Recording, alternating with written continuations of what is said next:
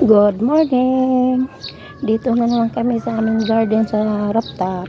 So yung mga tanim namin, pechay, harvestin ko na. Yan mga gabi. Ito naman din, gabi din. May tamatis, Tapos, talbos kamote.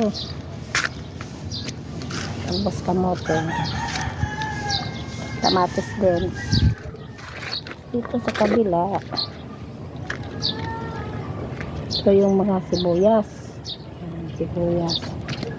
Saka may mga lettuce din kami.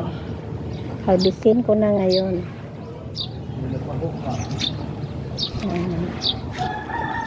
Mga tanim namin sa taas. Mag-harvest na rin kami.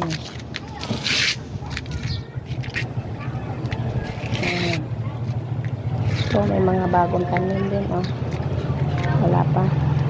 Yung iba pa nagalagay ng abono. Bye bye, thank you.